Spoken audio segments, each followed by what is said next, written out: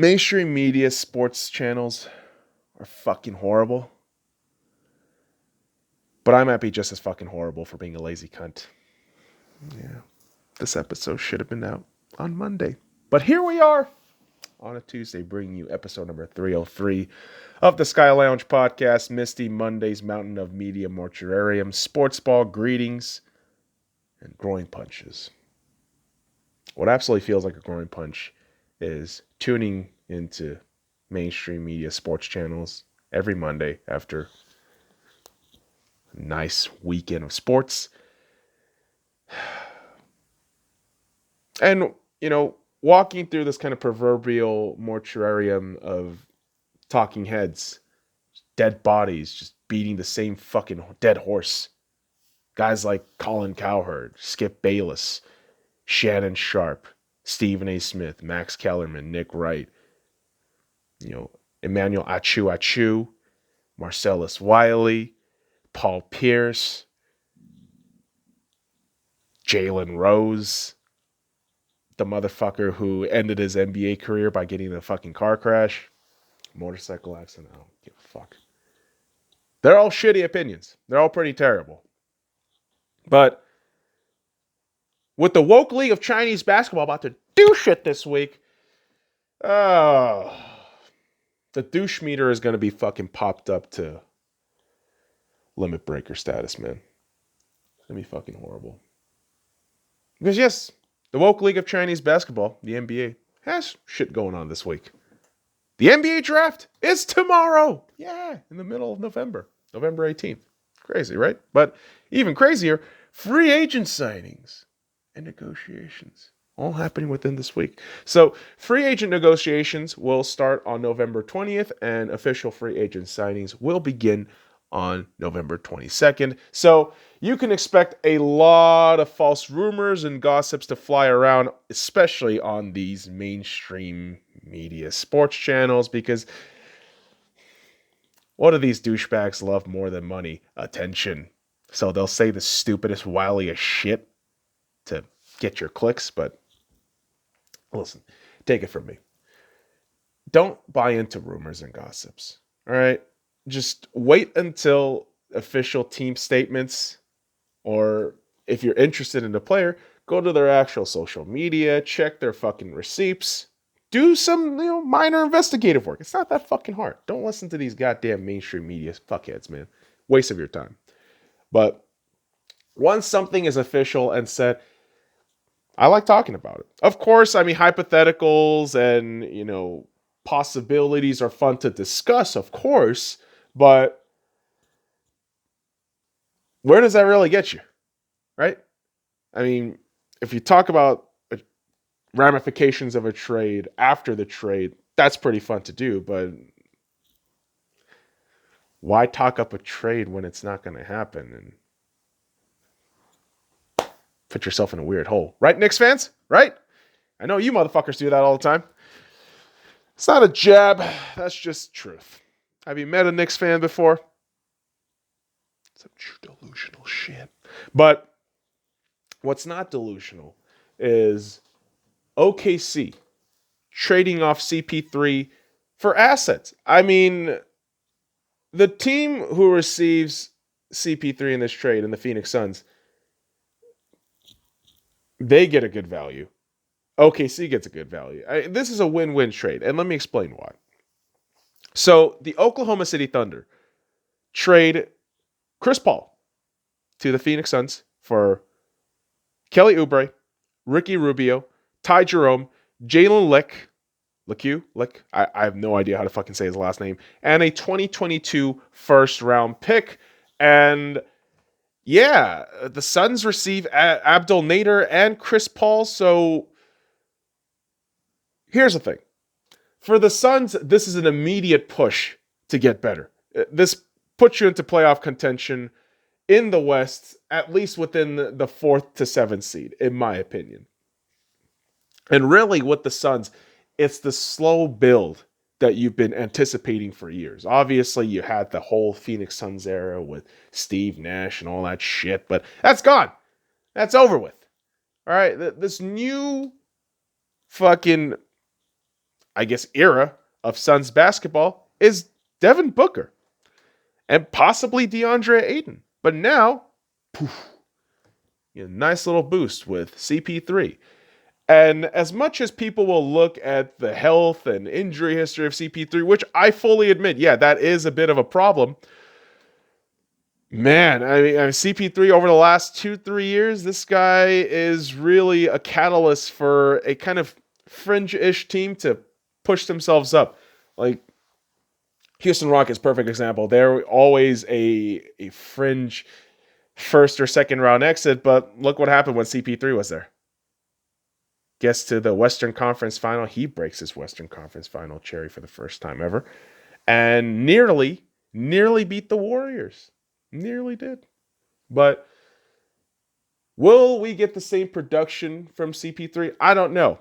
But I don't doubt that the Phoenix Suns are going to fucking completely collapse. I mean, they've had a pretty good rise in terms of their winning, their production, and add to the fact that Monty Williams is actually a pretty solid head coach. This Suns team is looking to be pretty formidable in the upcoming future. Now, with the Oklahoma City Thunder, obviously, young assets, another pick, you're insured for the next 5 to 6 years. Like, you don't have to do anything, really. You don't have to make it to the playoffs. You don't have to do anything, but you're set. You don't really have to do much unless, you want to do a complete rebuild. Then, invest into your scouting and all your fucking player development guys. And obviously, you got a lot of great products coming out of your G League. And so, for the Thunder, this is still a win. And I really like this trade for both teams. And obviously, being a Lakers fan, you don't want to cheer for the Suns or hope that, a Western Conference, enemy, I suppose, in the OKC do well. But, hey, for the betterment of basketball, this is great. I mean, CP3 continuing the legacy of great point guards in the Phoenix Suns, right after Steve Nash. I mean, you got CP3, so you're carrying that, I suppose, identity within the team genetics. And I like it. I really do like this for both squads. And yeah, do not be surprised if the Phoenix Suns are really good next season. Although I do still want them to maybe sign a couple of guys, especially in free agency, maybe a center. You can see a JaVale McGee in there. I think that could help them tremendously. I don't really know their full roster situation all that well, but yeah, for the Suns, I mean, looking good for them. I wish I could say the same for the Milwaukee Bucks, but I can't. In good conscience, I can't. Because the trade for Drew Holiday, I don't agree with it. At all. I don't. So, let's talk about this. The Milwaukee Bucks acquired Drew Holiday from the New Orleans Pelicans for 3 first-round picks, which will include some swaps. So, like 3 to 5 years of draft picks. George Hill and Eric Bledsoe. Now, for the Pelicans, what a grab. I mean, Drew Holiday, yes, you're missing a huge piece on defense and offense, but plug and play kind of shit with the young cats over there in, the Pelicans. I think New Orleans is going to see a nice rise in their stock. And obviously, the NBA wants Zion to succeed, but I think this will help them naturally progress to that level of, potential 8th seed and, I don't know, get knocked out in fucking 5 by either the Lakers or the Denver Nuggets. So there's always that. But as much as you have kind of a slightly morbid but bright future for the Pelicans, the Bucks, I don't know about this trade, man. This trade feels like you're fucking your organization over for the small chance that you keep Giannis, which doesn't seem likely at all. It just doesn't. I don't know what it is about this Milwaukee Bucks team, but the writing is on the wall, it feels like, with Giannis Antetokounmpo. Feels like in 2021, once his contract is up, he's going to peace and dip out. To where? I have no idea. I personally think it's going to be the Miami Heat. Just the dynamic and the culture that works there, it's fucking brilliantly set up to have him in there. Now, you can say, well, you got Bam. Why would you put Giannis? Well, why not put both Bam and Giannis on the squad? Have the Twin Towers dominating in the paint. Is that a fucking crazy concept? It's actually not.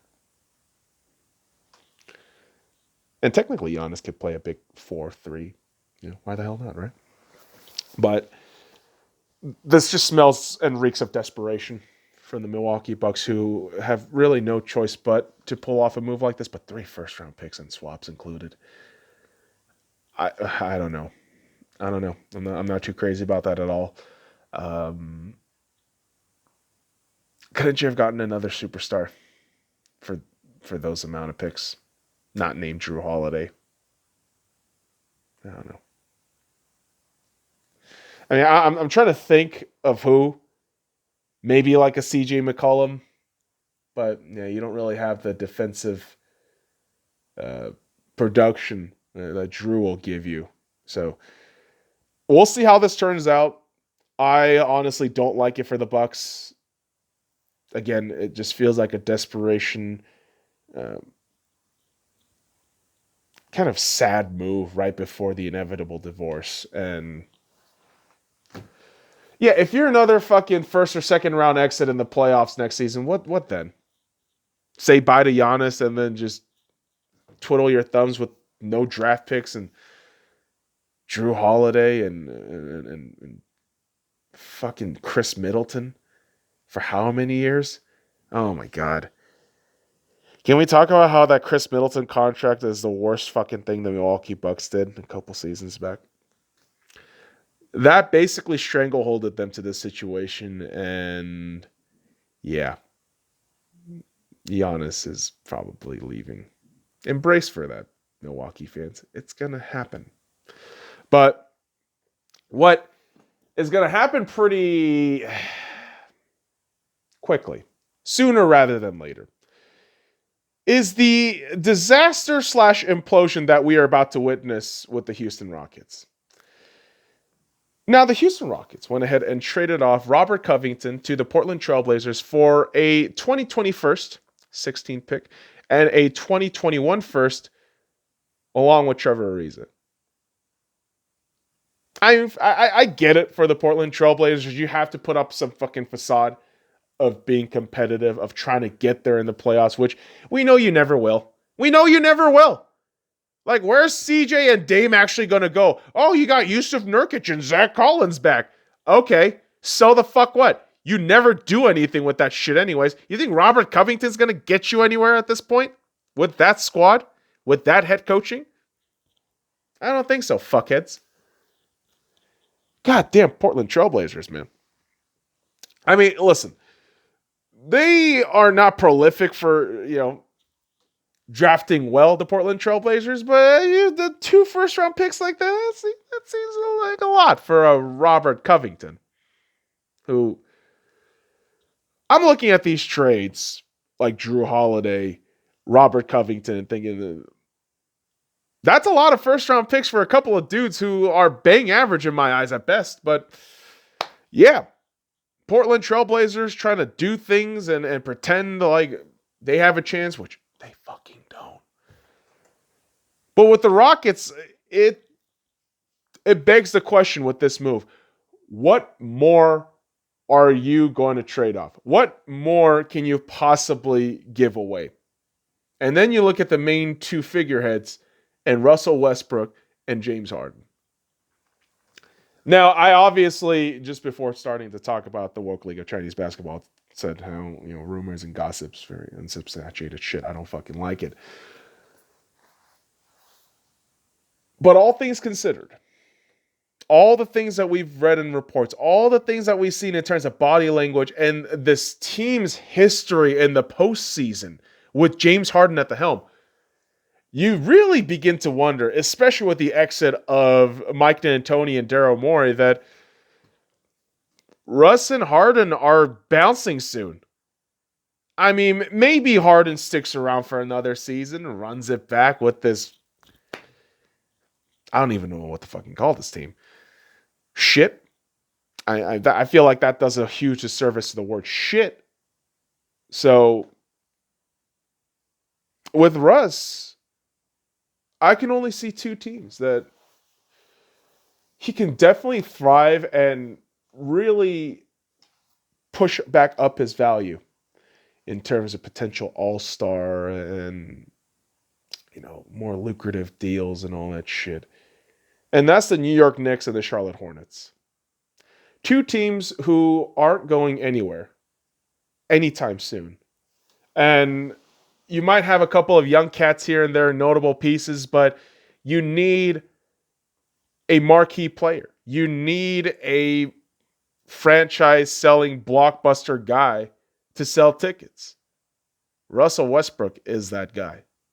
And I think especially the Knicks, dude, if the Knicks pick him up, I'm not saying you guys are going to be, in the fucking Eastern Conference final and winning shit, but you're going to have a more interesting and watchable team. And hell, Russell Westbrook Fashion Week over there in fucking New York, it just makes too much sense. Makes too much sense. And of course, you have the Charlotte Hornets, which, why do you throw that out there? Jordan Brand. Russell Westbrook is, if I'm not mistaken, contracted with the Jordan Brand and Michael Jordan, obviously, being part of the Charlotte Hornets. I think there is a pretty easy connection there. And you would think that the Rockets aren't going to get the most value out of Russell Westbrook. I mean, compared to the price they paid to OKC, yeah, probably not going to happen. But be on the lookout for where Russ can potentially land. And for Harden, I mean, you're seeing all these reports and news about Brooklyn. And yeah, let me just address this right here. If James Harden goes to Brooklyn and links up with the Nets, KD, Kyrie, DeAndre or Jordan, who's going to have the ball? I know all you fucking Nets fans, I know all you goddamn casual NBA fans are getting excited about this move. Oh my God, James Harden in the middle of Brooklyn. Who is going to have the ball? 3 ISO-heavy players, kind of cantankerous in their own regards. I wonder where I've seen this before. I don't know. The OKC Thunder with Melo, Russ, and PG Slut?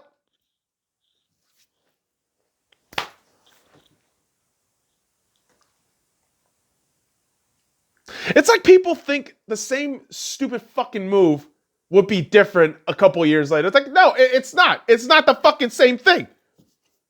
Because basketball is a team sport.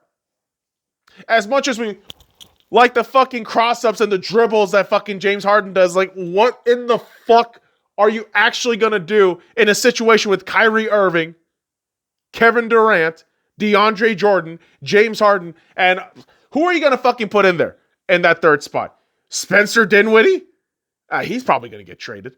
So you're probably going to put like a David Nwaba or maybe some other G leaguer in there. Ugh. You're going to have a frustrating team in the East that's going to get bounced in the first or second round. Yeah, James Harden wants to go to Brooklyn. It's the greatest fucking thing ever. Can you motherfuckers think 1 second before talking stupid shit? I swear to God, man, motherfucking idiots. Like Stephen A. Smith talking about, oh, Brooklyn's going to be the best team. Like, oh my God, get over yourself, idiot. We know you love New York. We know you love the fucking players and how you love to suck them off and you want to get fucking attention time. But get a hold of yourself, sweetheart. They're not going to be the best fucking team coming into the next season. Oh, man, are you talking about the Lakers? No, shut up. I fucking hate that shit so fucking much. If I shit on a team, I'm not trying to defend my own fucking team and project and deflect like you motherfuckers. No. I'm trying to lay out some fucking fundamental objective truths here. Like, adding James Harden to the Brooklyn Nets won't solve shit, and you're not going to win anything. And yeah, you bring up the Lakers. Well, I bring up the Lakers in my hypothetical argument and rant. But for the Lakers, I just see them chilling. If you're the Lakers, let me ask you this. Why would you get antsy about everything right now in terms of free agency, trading, and all that shit? Why would you get so antsy right now? Just chill back. See what everyone else is doing for now. And for me, with the LA Lakers, you are sitting on a championship first and foremost. You're sitting with two MVP caliber guys in LeBron James and Anthony Davis. You carry the 28th overall pick and a Danny Green contract that's worth $15 million. You could do a lot with those things. And all I ask for the Lakers is exercise some patience.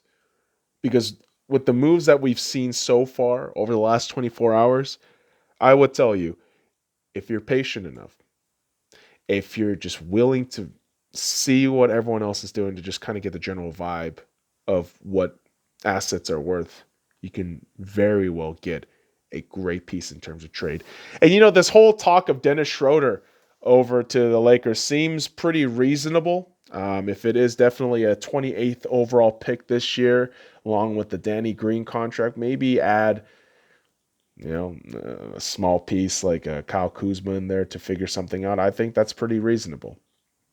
But for the Lakers, I mean, we just got to figure out a way to try to repeat, and it will be pretty difficult. I mean, you're going to have guys like Rondo probably not going to be back. You got lots of interesting situation with this salary cap as of right now, and I think for me personally, I would like to see the Lakers be smart in their free agent signings.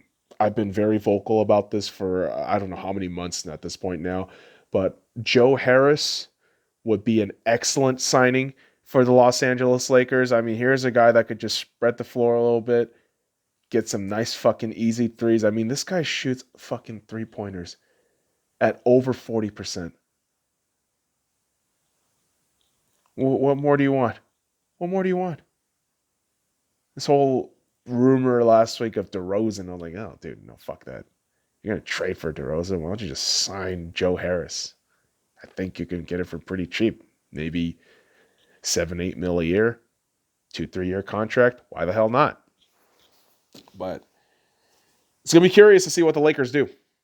They're chilling back, champs, having a good old time, but can't get too complacent. Can't get too complacent and die off. That's what the Clippers do. Lakers don't do that. We don't settle on division titles. We win rings. So that's the mentality we have to carry forth. Patience. Right?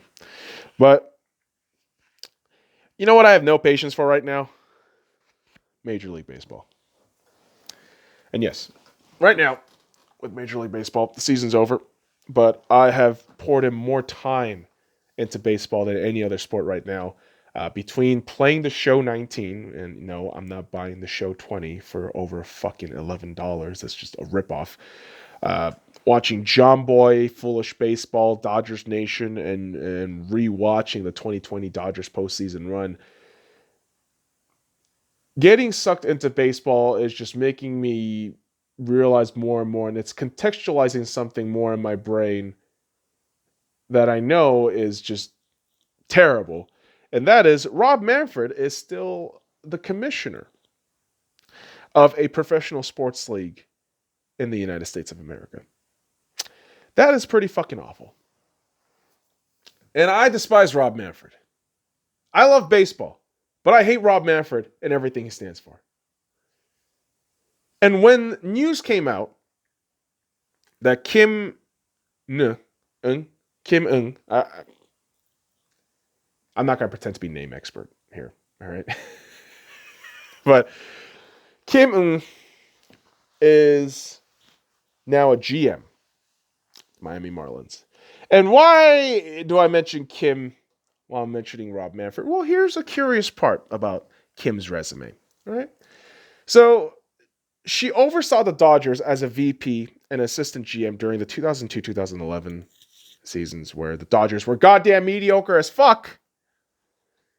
And Kim was also the senior VP of baseball operations with the MLB Commissioner's Office, where the Houston Astros got away with cheating in the World Series during her tenure between 2011 and 2020.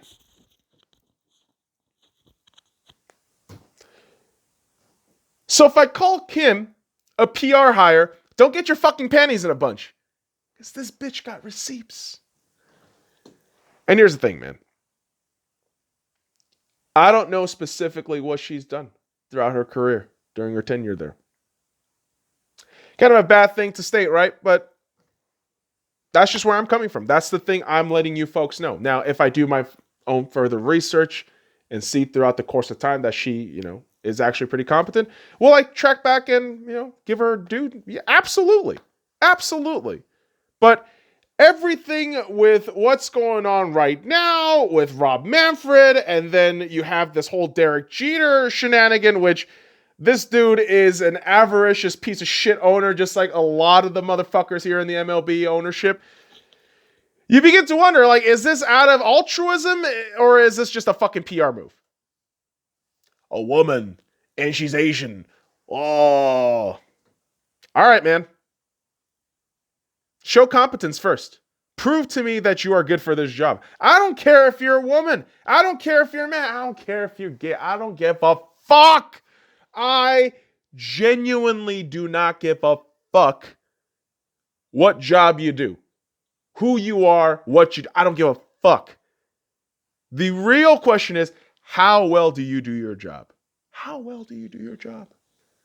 And sometimes a more curious question, why did you get the job? To me, this shit reeks of PR. Now, I could be wrong, of course. Of course. And again, if Kim succeeds, cool. Can't hate on that. And of course, the initial, I suppose, reaction to anybody seeing me say this is, oh my God, sexist and don't want women to succeed. Shut the fuck up. I do not care who the fuck you are, what the fuck you are. Do you know how to do your job? Can you do your job well? Cool. But based on context and everything right now, prior to her doing her job, it's very questionable that the Marlins did this. Okay? That's all I'm saying. And if Kim turns out to be an incompetent tit, then we should call her out like every other fucking man. Because that's equal opportunity, right? I'm not a sexist motherfucker. I am an equal opportunity hater. I hate on everything and everyone. And I am fair about that shit.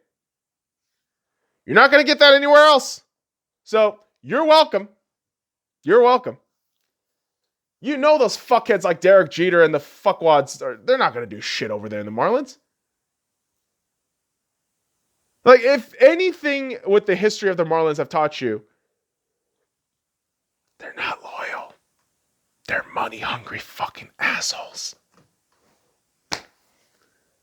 So yeah, try to keep convincing me that, this is a purely great move and we're going to progress baseball. Oh my God.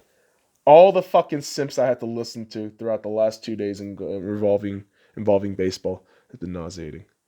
I love John Boy media. I respect Dodgers Nation, but oh my God, nauseating shit. And I'm glad I didn't tune into, mainstream media networks talking about this shit. I know Rich Eisen would have a fucking field day just coming all over himself like, oh, woman, oh. What a douche. Yeah, Rich Eisen, you're a fucking douche. Your show is so goddamn corny and cringy. And yeah, moving on to NBC, you changed and you suck now. But what doesn't suck is individuals getting awards. Great segue there. Thank you. MLB Awards, ladies and gentlemen, has been announced. And of course, no issues from fans whatsoever. Totally agreeable list, right? Right. Well, here's the thing. MVPs for both leagues have been announced. The NL MVP is Freddie Freeman of the Atlanta Braves, and the AL MVP is Jose Abreu of the Chicago White Sox. Can't really disagree with that. I know Dodgers fans are going to get salty about Mookie Betts, but reality is Freddie Freeman was better. That's really it. Cy Young, your NL winner, Trevor Bauer, Cincinnati Reds. You know he's going to have a field day in terms of free agency and the money. So best of luck to Trevor Bauer. AL, Cy Young winner, Shane Bieber of the Cleveland Indians. Not surprising. Shane Bieber was absolutely dominating throughout the regular season. Of course, when he faced the Yankees, got destroyed. But it is what it is. But what's definitely in, and it is what it is, terrible segue. I know, kids. Sometimes I win, sometimes I lose. But who definitely won was these two rookies of the year. So you have the NL Rookie of the Year, Devin Williams of the Milwaukee Brewers, and the AL Rookie of the Year, Kyle Lewis of the Seattle Mariners. And hey, shout out to Kyle Lewis. I've actually been playing the show 19, and in franchise mode, I was playing with the Seattle Mariners for a bit, and Kyle Lewis is an absolute stud. So the show might be right about that shit a little bit. Simulation sometimes. It works in mysterious ways. But we move on to the managers of the year, and you have the NL manager of the year, former Dodgers manager Don Mattingly of the Miami Marlins. You could have given that to Dave Roberts, but sure. Don Mattingly. Take it. And AL, you have Kevin Cash.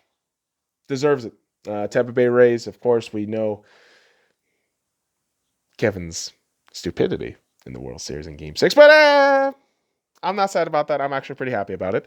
But MLB, of course, kept going with the Silver Sluggers list. And you know what? Silver Slugger and Gold Glove, I'm not going to go through this list. There's every goddamn fucking websites out there that could list that out. But obviously, of course, boys and girls, my good old LA Dodgers, Mookie Betts on that list for both the Gold Glove and the Silver Slugger, because why not? Just the best of both worlds. And I know a lot of Dodgers fans are complaining about how a lot of the Dodgers players weren't involved in these award lists and categories. But I tell you this, who gives a shit about individual awards? We won the World Series. Bro, we won the fucking World Series. And speaking of World Series, boys and girls, right behind me, we have the World Series t-shirt with all of the guys as part of the squad, 2020 World Series champions, got the World Series hat. And yeah, man, still waiting for the Kike Hernandez shirt, but the Dodgers are World Series champions, guys. What are you fucking getting mad at with these individual awards? The Dodgers are World Series champions. I mean, good God, folks.